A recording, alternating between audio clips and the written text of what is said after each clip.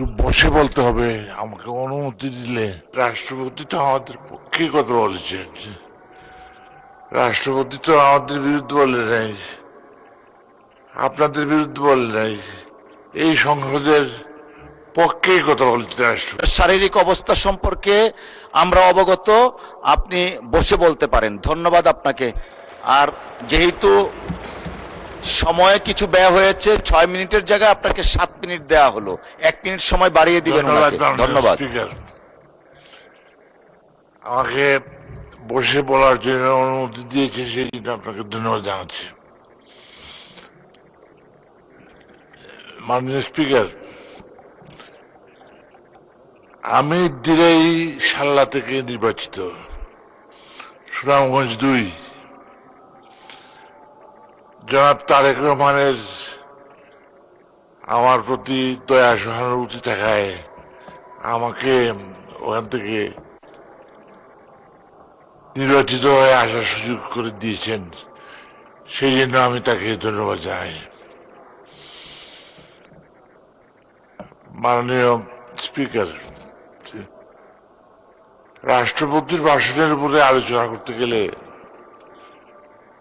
প্রথমে আমি বলতে চাই যে রাষ্ট্রপতি তো আমাদের পক্ষে কথা বলেছেন। রাষ্ট্রপতি তো আমাদের বিরুদ্ধে বলে নাই, আপনাদের বিরুদ্ধে বলে নাই, এই সংসদের পক্ষেই কথা বলেছেন রাষ্ট্রপতি। আমি পড়লাম, দেখলাম রাষ্ট্রপতি যে কথাগুলো বলেছেন, আমি দেখলাম যে আমাদের পক্ষে কথা বলেছেন রাষ্ট্রপতি। তাই আমি রাষ্ট্রপতিকে ধন্যবাদ জানাতে চাই যে রাষ্ট্রপতি আমাদের জনগণের পক্ষেই কথা বলেছেন, সেই জন্য তাকে ধন্যবাদ না দিয়ে পারা যায় না।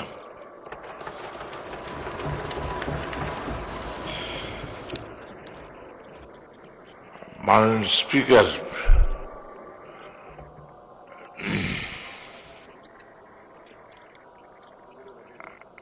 আমার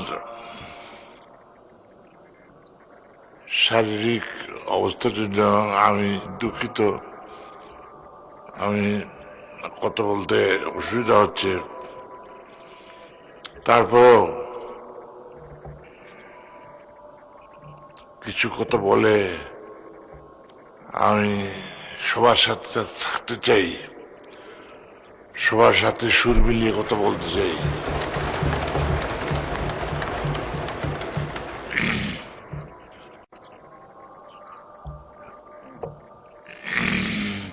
যে জুলাই সনদ নিয়ে অনেক কথা শুনেছি, অনেকে চেষ্টা করেছে, বলেছেন।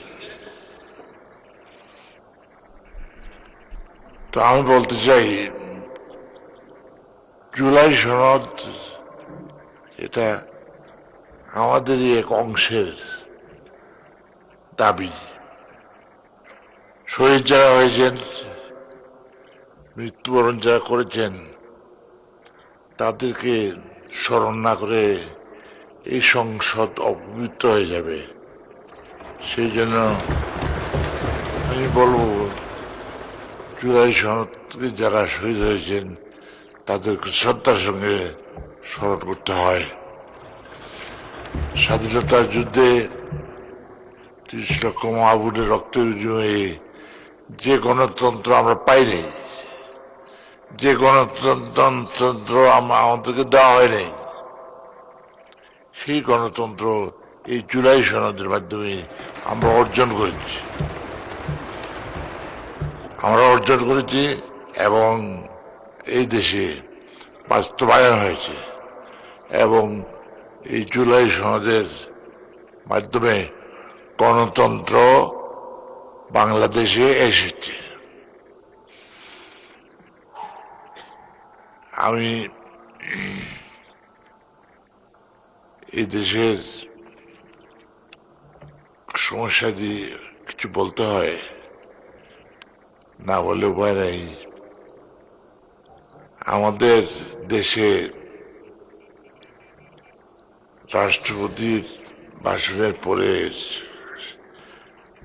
বলতে হয় হাসপাতালের কথা, বলতে হয় দান আমাদের ফসল নিয়ে গেছে,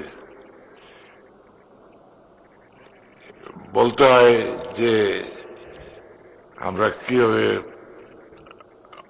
অর্থদণ্ডের মধ্যে পড়েছি, আমাদের কিভাবে মুশকিল হয়েছে, এবং আমরা এই ফসল বিনষ্ট হওয়ার কারণে আমাদের সারা দেশের এলাকার মারাত্মক ক্ষতি হয়েছে, যেটা পূরণ করা সম্ভব নয়।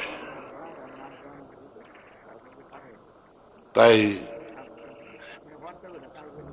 অত্যন্ত শ্রদ্ধার সঙ্গে স্মরণ করতে হয় আমাদের হাসপাতালের কথা, বলতে হয় আমাদের ডাক্তার নেই, চিকিৎসকের অভাব, নার্স নাই, এবং মারাত্মকভাবে বিঘ্নিত হচ্ছে, চিকিৎসা থেকে বঞ্চিত হচ্ছে আমাদের দেশের মানুষ, আমাদের এলাকার মানুষ। তাই বলতে হয় যে ডাক্তারের ব্যবস্থা করুন, স্বাস্থ্যমন্ত্রী সাহেবকে বলতে হয় দয়া করে নার্সের ব্যবস্থা করুন, দয়া করে অপারেশনের ব্যবস্থা করুন। এটা আমাদের মৌলিক অধিকার। জি, ধন্যবাদ মাননীয় সদস্য, অসংখ্য ধন্যবাদ আপনাকে।